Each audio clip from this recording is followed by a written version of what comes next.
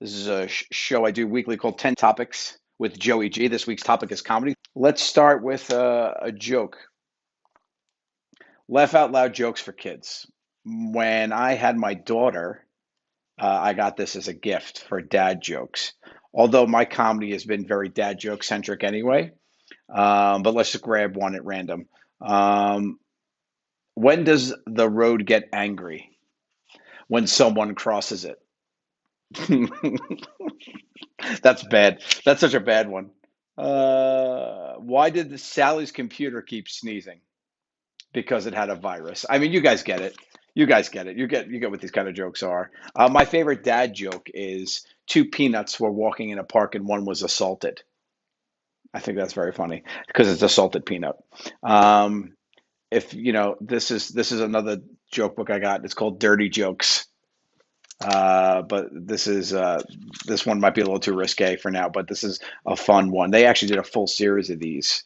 I recommend them. There's two. There's one that's just regular jokes, and there's one that's dirty jokes.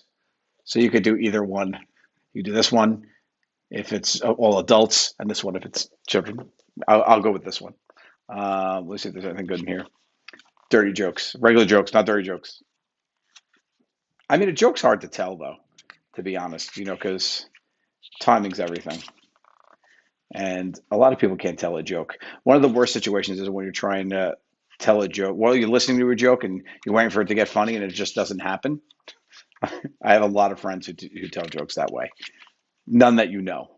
The three guys that you know tell very good jokes. I'm not really a joke teller, though. I just like to say things off the top of the cuff. These are all very long jokes, so I'm not going to get into it. So a little bit about me in comedy. I started comedy as a hobby. I did improv comedy in high school.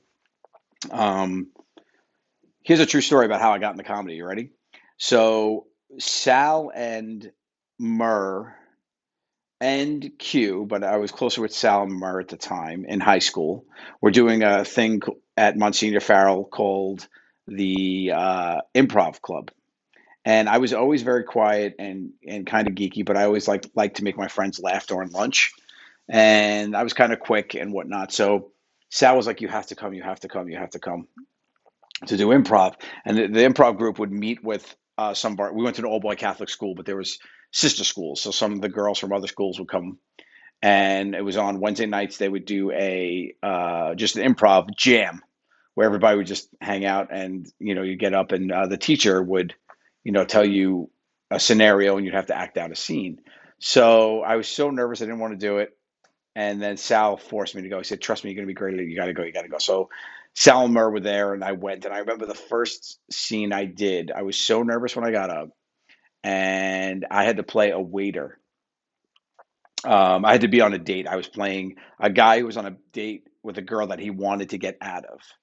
And the waiter, which was another friend of ours in the scene, he was trying to get me to stay. So he had to do everything he could to get me to stay, and I had to do everything I could for me to leave. So I was sitting there, and they said, "Okay, you ready, go?" And the girl starts talking. I was like, "Can we have the check?" And I try to get out of there, and everything I'm saying is not working, not working. And so eventually, I took my shoe off, like the old school, like shoe phone.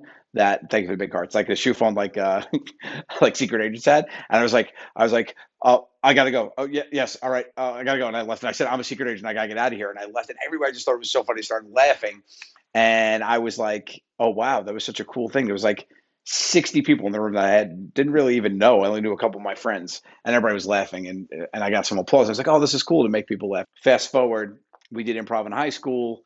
Me, Sal, Murr, and a friend of ours, Mike, and we did a bunch of improv. And then we went to different ways of colleges. Came back from college, and Murr was had started an improv troupe. It's his college, and he said, "Hey, I'm going to do improv here in the city. Do you guys want to do it with me?" And he asked Sal, me, and Mike. And we said sure, and we would train in my mom's basement. We would rehearse all the time, and then eventually we were like, you know what, we're going to put up a show. So after 6 months, we put up a show.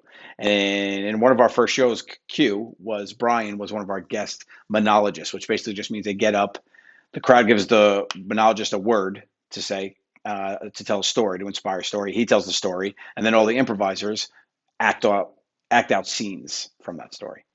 So he was one of the first ones. So he was in one of our first improv shows ever. And then we just did improv in the city, self-produced for a while, started a sketch show, did a live sketch show, and we traveled with that. We went to the San Francisco Sketch Fest and the Miami Sketch Festival, a comedy festival, which was fun. It was the first time I traveled to tour, which was great. We all shared one hotel room, 5 of us. And after that, we came back and we jumped into sketch on making sketch comedy for the internet.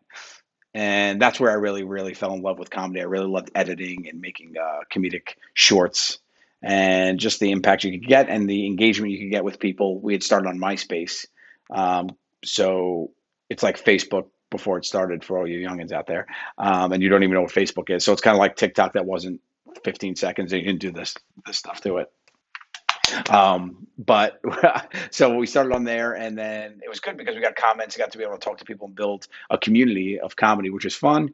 And after that, we tried a bunch of show ideas that didn't work. And then finally we came up with the idea for Impractical Jokers. And here I am as a comic.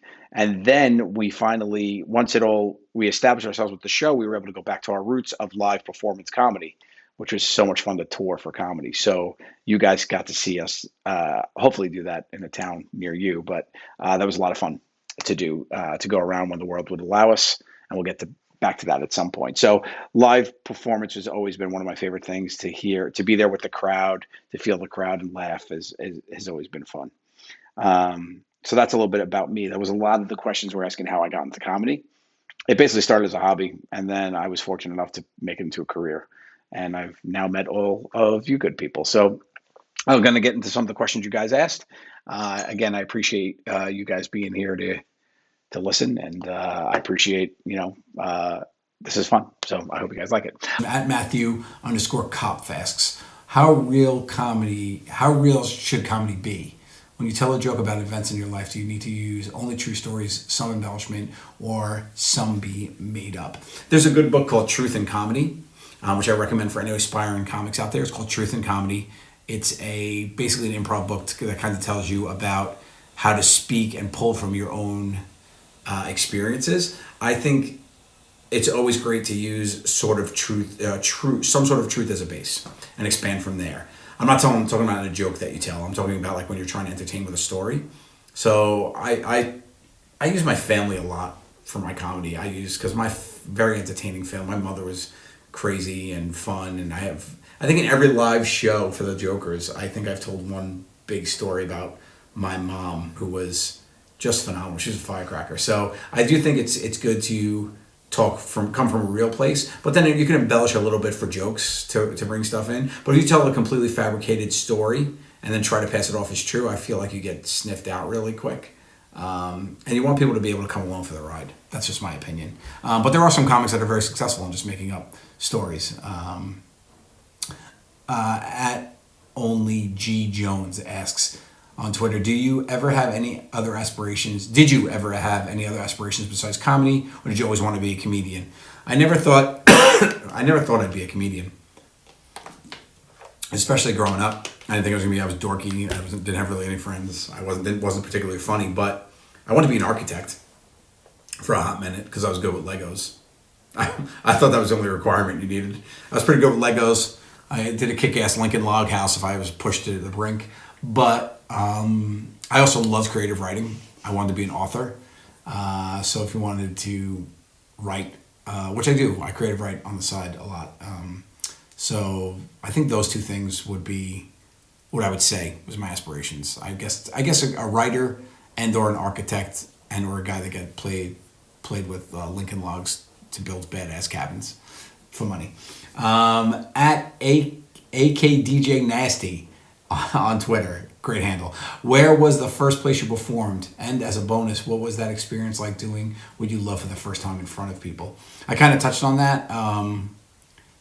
The first place I performed, I would say the first place I performed was really that cafeteria at Monsignor Farrell High School, which was great. But some memorable performances were like the first time I got like big laughs or that I felt proud of some stuff. Actually, the first time I did solo stand up was in Ireland with Jiggy. Here, I have this here. So Jiggy, who's one of our openers, you know Jiggy, you may know Jiggy. This is Jiggy. He's one of our openers. And in Dublin, Ireland on January 9th, 2017, I did my only stand-up performance.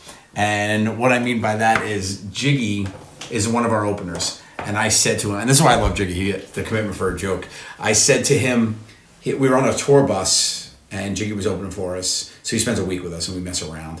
And he said to me, we were talking about doing stand-up, and he's like, "Do you ever do stand-up?" I said, "No, I didn't. I never did stand-up on my own," and whatever. He goes, I said, "You know what?" He said, "You should open for me one day," and I laughed, and I said, "Sure. The day that you have a show that you need an opener, and I'm not working, I'll be there." And it was because he always opened for us. So, fast forward to our tour in 2017, Jiggy is our opener. No, Jiggy wasn't even our opener, actually. Jiggy, on our off day in Ireland, Jiggy booked a show in Ireland and came over to do a show and hang out with us for part of our tour. So Jiggy, I opened for him at a place called the Laughter Lounge. And I had such a great time performing for Mel Thanks for the Flowers. I don't know if any of you were there. I know I got a couple of people from the other side of the pond there, but I don't know if you ever saw that. But there's like 300 people in the audience. It was really fun. And I did my first and only really stand-up set. Then on the Impractical Jokers cruises, I've hosted a couple shows, and the first time I hosted a show, they told me that I had to riff in the middle and tell jokes as a host, and I didn't have a stand-up set to pull from, so I would just kind of said anything, which was fun. So I would say that's my first stand-up and only stand-up performance. At CeeLo17 says, "What's your favorite Mel Brooks movie, either directed or acted in?" So if you don't know, Mel Brooks is one of my favorite directors, comedian people in the world forever. Love him, huge fan of mine. I was fortunate enough to meet him at Radio City after he had done an event, and he had a meetup, and I snuck into it kind of, but don't tell anybody that. I would probably say my favorites the top three Blazing Saddles, Young Frankenstein, and History of the World are for me. And Spaceballs, of course, gets the honorable mention, but I honestly think it's going to be History of the World. I think that was such a... The thing about Mel Brooks movies is you can't make any of those movies anymore, and at that time he was pushing the envelope so far. But I think History of the World has so many smart jokes. He doesn't waste a word. He has great actors in it. Blazing Saddles is great too. If you haven't seen any of these, I highly recommend Mel Brooks, especially if you're one of the younger people out there who haven't seen it. I definitely recommend Mel Brooks movies. I think he's absolutely phenomenal and an idol of mine. If I had to pick one, I'd probably say History of the World, Part 1. At Young Crazy D says, "Whose comedic style most influenced yours?" I was definitely influenced by physical comedians. I think Chevy Chase's pratfalls were huge for me. In high school, I used to pratfall a lot. You'll see me use my body. That still works that way. I mean, hands down, Jim Carrey for me was huge influence. Just the way he used his body as a comedic weapon, I think was great. There was a thing that I would point to right now. I highly recommend watching it, and I'll tweet it out because it's kind of random. I don't know if people even know it. It was a one-man show that aired on Showtime in 1989, and the comedian's name was Stephen Banks, and it was called Home Entertainment Center. And it's basically this guy is working from home, and he had to get a report. He had to get a report done, but he keeps getting distracted, and he causes his own thing, all his own problems, and it made me laugh a lot. So Stephen Banks Home Entertainment Center, I highly recommend. I think it's really cool. So you guys should definitely check that out. I think that was definitely an influence for me. I'm 13 years old, 1989. Watching that show. Oh, hearts, thank you. That for me for sure is definitely an influence. How do you get a fear? Oh, at Emma71730596. Is that your phone number? Asks, how do you get over the fear of people thinking your jokes aren't funny? And how do you get over stage fright? How do you get over the fear of people thinking your jokes aren't funny? I don't care. I don't care. If they don't think it's funny, they don't have to laugh. I mean, you just do your best to make people laugh if that's what you're out to do. You can't let fear get in your way with anything in life. You can't let fear get in your way. How do you get over stage fright? I don't really have. I never really had to deal with stage fright. I know people do have a lot of stage fright. I never really had to deal with stage fright that much, so it wasn't something that isn't something that intimidates me. So I can't really give you advice there.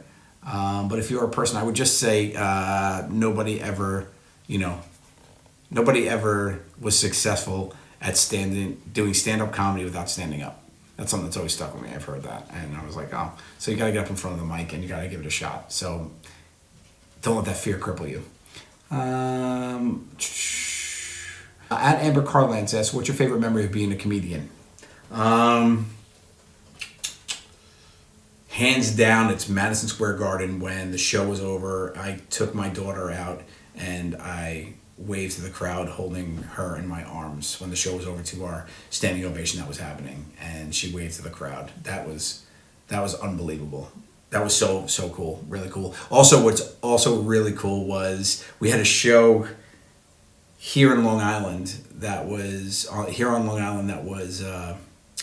right after Milana was born, 2 days after, and I didn't know if I was gonna be able to make the show. So the three boys went out before, and I was in the back, and nobody thought I was gonna make the show because it was all over social media that I just had a baby. The guys came out and said, "We don't, Joe couldn't be here, just had a baby." Everybody, it was like there's a couple of ahs, and everybody applauded and saying, he wished he could be here. And then they threw on Big Papa by Notorious B.I.G., and I came out, and the place went nuts. And that was like such a weird aligning of the stars that couldn't really happen ever again, but that was really fun. I really enjoyed that.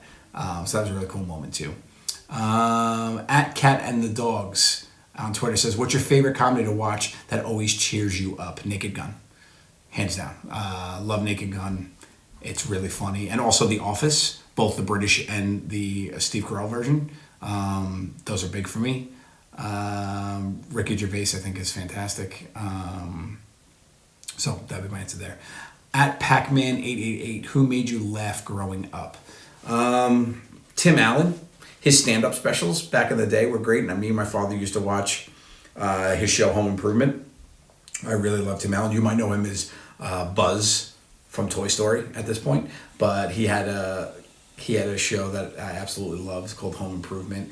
There was a comic named Richard Jenny who unfortunately met an early demise, but he was fantastic. He had a stand-up special that I remember watching with my father, and I loved that as well. And I think just like there was certain shows that made me laugh too. Parker Lewis Can't Lose was an old school one that was really fun. But also like SNL. I've always been a fan of SNL. Been a fan of a bunch of their people that have been through there.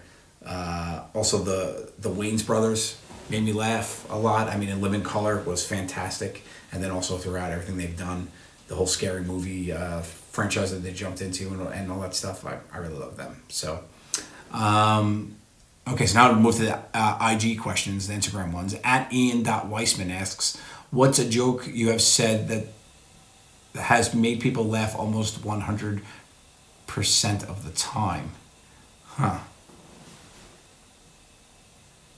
That's interesting. I don't know. I don't really tell jokes. I mean, I told that joke, the peanut in the park. I do have to do this one thing that makes people laugh a lot. It's my version of like, that's what she said.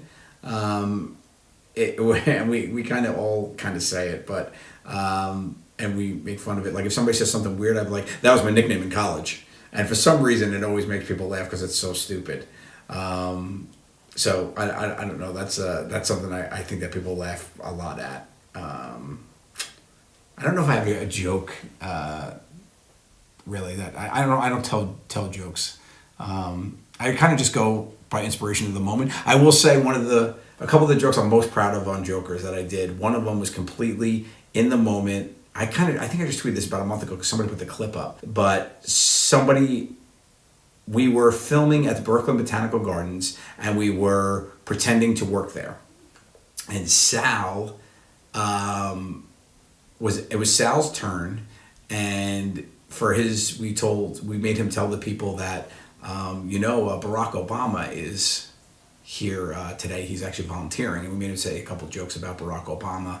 And then later, the woman, we had all our cameramen hidden and cameras hidden in the shrubbery, and the sun had moved and changed. So one of the cameras, which is just this large black tripod with a black camera on top that's robotic, was like moving in the sun, and she caught it in her eyes, and she goes, and it was right after they did the Barack jokes, the Barack Obama jokes, and she was like, and she goes, what? She goes, what is this? She goes, you're being, and he was being weird, and she's like, you're being weird. She's like, wait, what is that over there? What's that? And it sounds like what? She's like, that black thing over there. And I grabbed the mic and I said, Barack Obama, Barack Obama. And it made us all crumble. Just because those kind of jokes you can't write in advance. I think, you just have to go off the cuff. And I remember we all had tears in our eyes, crying, falling down, laughing from it. That was a really fun one that we did. So I really do kind of just live in the moment and take the inspiration and try to use my wit. At Alani Brassard, that's a name. Alani Brassard says, yes, Alani Brassard. What's the most memorable stand-up show you've been to? I saw Jerry Seinfeld in two, both in Atlantic City. One was Jerry Seinfeld, which is phenomenal, and Don Rickles. I took Sal to see Don Rickles, which was great. Both phenomenal. And I will just say most recently too, Sebastian Maniscalco, his live show is fantastic. Yeah, he's just a great dude, and he's just so funny. I think he's fantastic. At Ellie Doncaster asks, what's the most important thing comedy has ever taught you about yourself? That you could directly affect someone's well-being, I think.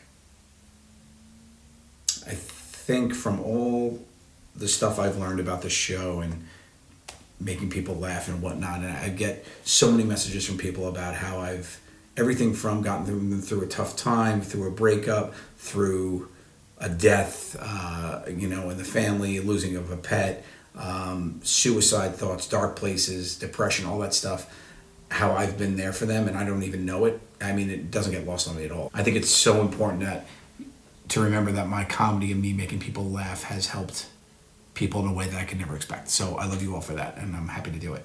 What's the best inside joke you've ever been a part of?